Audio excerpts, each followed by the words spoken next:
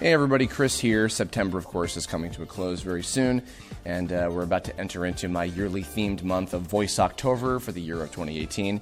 So I thought to kind of gear up for that real quick, I would do another quick little here's a couple different things you can hear me in that are currently out. Now, most of these things I've already talked about extensively over the last couple months on other places in social media, but I'm always kind of surprised at how many people haven't already heard of, particular announcements if I don't talk about it absolutely everywhere. So I guess for anybody out there who hasn't already heard about these particular shows and games that I'm in, here's a little quick rundown of a couple places you can hear me in.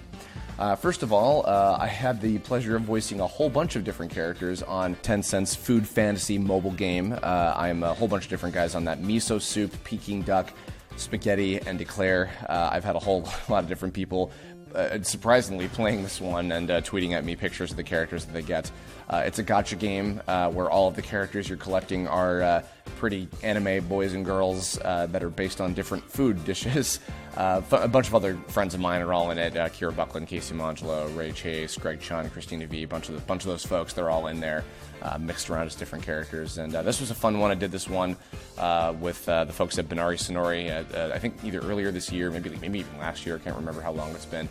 And this was fun because at that studio I get to voice a whole bunch of different characters, in whatever game I do. And this one in particular was super fun because of the weird different things I was doing to differentiate them. I think, if I'm remembering right, I think Miso Soup might have been based on Edwin Omadan's voice, and maybe Spaghetti was kind of based on James Marsters a little bit, whatever the hell I did. They're little weird characters and stuff. If you're interested in collecting food-based pretty boys and things voiced by yours truly, pick up Food Fantasy. You can get it on most mobile stores and app stores and all that. So, another project I did at Binari Sonori, and a lot of you guys, of course, have known about this one for a while, and have been asking questions and tweeting me very, very nice things about it.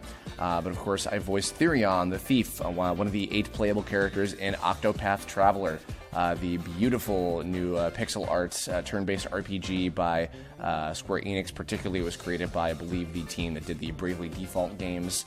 This was a huge honor. Getting to be a playable character in a Square Enix RPG is huge for me. And I had a ton of fun working on this one with Terrence Stone of Binari. And I think we did everything for my character all in one day. It was one really long day. I did all of Therion's recording. And so it was a little bit of a blur, but he was such a cool character to be, and people super loved him. I had so many really nice folks come up to me at Anime Weekend Atlanta last weekend complimenting him, and apparently there were even a couple cosplayers. There's one that came up, shout outs to them. And he's super cool. Very, very happy to be this character. If you haven't already checked out this awesome game, it's had nothing but good buzz about it lately from everybody. So, be sure to pick it up on the Nintendo Switch exclusively. And a lot of people have been playing as Therion as their first character. You don't necessarily have to do that if you don't want to, but he's there for your choosing. Next up here, a little quick one. Another Netflix anime you can hear me on is Dragon Pilot, Hisone Masotan. I was called in by the lovely and talented Carrie Karanen, who directed the dub of the show, and a little quick turnaround because the Netflix shows, they tend to be pretty quick.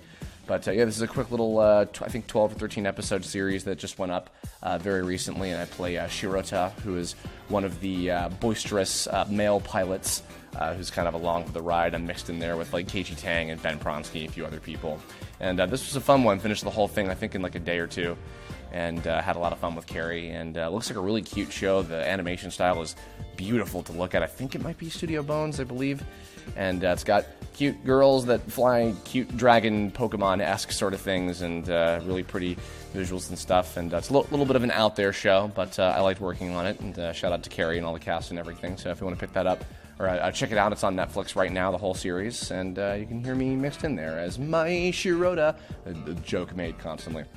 And of course, the big one is in the recently announced English dub cast for Mr. Osomatsu, classic, awesome, hilarious comedy show that I am now very much in love with. I was recently announced as the voice of Choromatsu, the third to oldest brother, I believe, but just behind Choromatsu and Osomatsu. Big deal, this one. Very, very excited about it. We've only just begun recording We've gotten a few episodes done. We showed a preview of one of the episodes at Anime Week in Atlanta this past weekend, and went off really, really well. People were super, super big into it. The announcement has gone off amazingly. People are so kind and so incredibly excited to see the dub. Unfortunately, don't have any other details to announce just yet about when or where or how it's going to be releasing or anything, but we're working on it. They announced the voices of the six brothers. So it's myself, Kyle McCarley, Billy Kometz, Ray Chase, Max Middleman, and Michael Center Nicholas as the six brothers. And I gotta say, and also, of course, Patrick Seitz is directing and writing the show at Studiopolis through our friends at Viz Media. And I love this show, and I love this dub very much so. The few episodes that I've worked on thus far, I think, are hilarious. I really think people are going to like it a lot. I hope it'll get a decently big release for when it's ready to come out.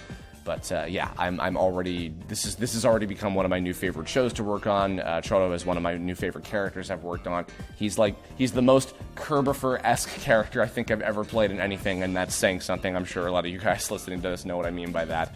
And if you know the show, you know the type of crazy things that I'm in for with the amount of episodes that I have to do. But I'm very much looking forward to it. I've watched a whole bunch of them. I think at least 30 episodes I've watched through at this point, and I'm big into the show, big into the character. He's even more dialed up to 11 than Reagan even is. It's just amazing. So, yeah, some more details about that. That's pretty much it for now. I don't think I have anything major to announce for a little while here. I'm still working on a few other things that I'm very excited about. And, yeah, with Voiceoctober coming up, I've got a slew of new interviews as well with some different voice actors from across different places.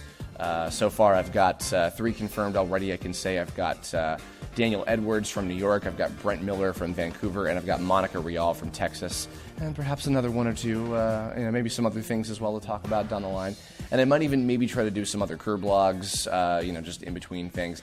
And hopefully, starting next month, maybe even a couple days after this comes up, I will hopefully be getting back to doing some animation streaming. Don't know 100% for certain just yet, but I hope my arm is getting better, my hand is getting better, so stay tuned for that. Hopefully I'll be getting back to working on the Tome RPG, backer characters and everything. So keep it tuned.